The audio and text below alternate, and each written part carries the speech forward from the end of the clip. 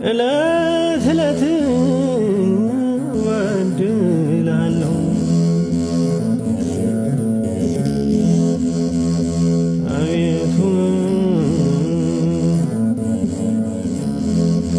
እለት እለት አሳዝናለሁ። ኢየሩሳሌም ከዓለም እጅግ ጥንታዊት ከተማና አንዷ ናት።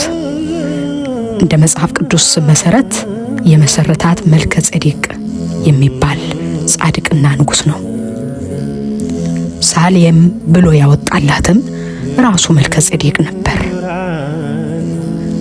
ብዙ ታሪካዊና መጽሐፍ ቅዱስ ትርጓሜዎች ሳሌም የሚባለው የዛሬዋ ኢየሩሳሌም ወይም ጀሩሳሌም ከመልከ ጼዴቅ በኋላ ከነዓናውያን ከተማዋን ተቆጣጥረው ስሟም ጀቡስ ብለዋት እንደነበር ይናገራሉ። በመቀጠልም ንጉሥ ዳዊት ከተማዋን በመቆጣጠር የእስራኤል ዋና ከተማ አደረጋት። ከተማዋም ሲቲ ኦፍ ዴቪድ ወይም የዳዊት ከተማ ተብላ እስከ ዛሬ ድረስ እንድትጠራ ሆናለች። በዚች ትንሽዬ ከተማ የኃያሉ የእግዚአብሔር ማደሪያ ድንኳንና የመጀመሪያውና ታላቁ ቤተ መቅደስ በዳዊት ልጅ በንጉሥ ሰሎሞን አማካኝነት ከተመ። ስለ ቅድስቲቱ ምድር ኢየሩሳሌም በሚቀጥለው በሰፊው የምንዳስሰው ይሆናል። ለአሁን የኢየሩሳሌም ጥንታዊቷ ከተማ ከበው ከሚገኙት ታላላቅ በሮች አንዱ ወደ ሆነው አብረን እንጓዝ።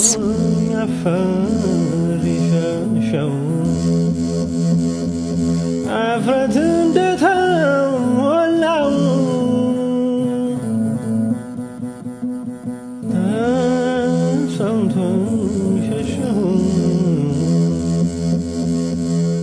ሰላም ጤና ይስጥልኝ ውድ ተጓዡ ሚዲያ ቤተሰብ እንደምን ከረማችሁ? ይህ ከጀርባ የምትመለከቱት ጃፋ ጌት ወይም ባብ አልከሊል ተብሎ ይጠራል።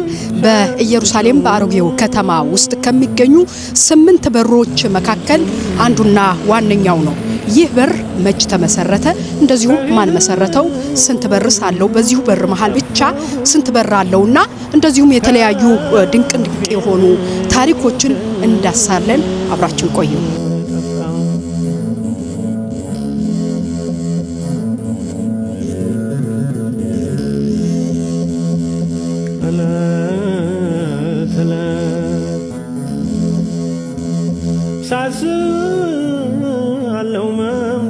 ይህ የምትመለከቱት ጃፋ ጌት ተብሎ ይታወቃል። የጽዮን ተራራ፣ የዳዊት ከተማ፣ የመማፀኛ ከተማና በተለምዶ ጥንታዊት ከተማ እየተባለች በምትጠራዋ ከተማ ከበዋት ካሉ 8 በሮች መካከል አንዱ ነው። ለከተማዋ በስተምዕራብና ወደ አዲሱ ከተማ መውጫ እንዲሁም መግቢያ ዋና ሆኖ ያገለግላል። ይህ በር ጃፋ ጌት ተብሎ ይታወቃል። ወደ ጃፋ የሚሄድ መንገድ ስለነበር በዚያን ዘመን ከባህር የሚመጡ ተጓዦች ዋና መግቢያ ሆኖ ያገለግል ስለነበር አሁንም ብዙ ቱሪስቶች መግቢያ ሆኖ ያገለግላል። በዚህ በር በኩል የአርመን ክርስቲያን መኖሪያ በመሆኑ አርማንያን ኳርተር በመባል ይታወቃል።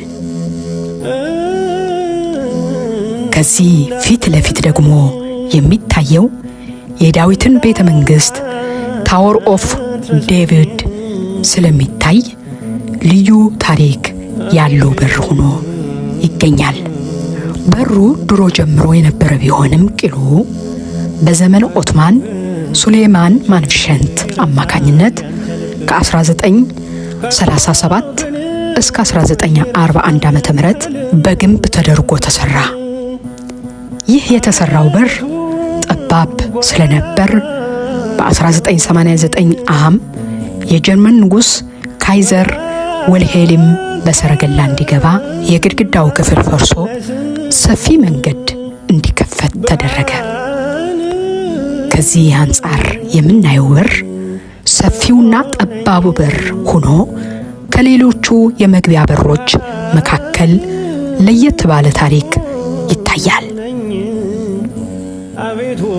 ከምንም በላይ ታሪካዊ ዳራው ፋሲካ በመጣ ቁጥር ከጆሽ ማህበረሰብ ሌላ ሰው በዚሁ በር አይገባም።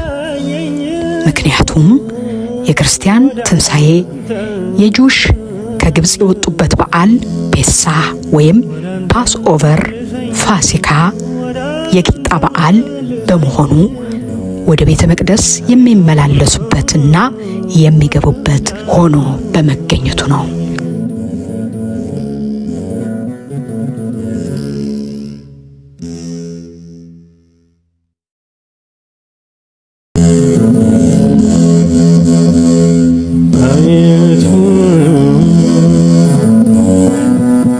እለት በድላለሁ እለት እለት በድላለሁ አቤቱ እለት እለት አሳዝናለሁ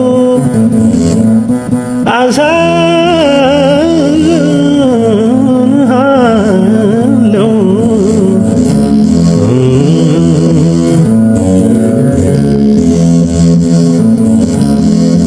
የፊትን ብርሃን እንዴት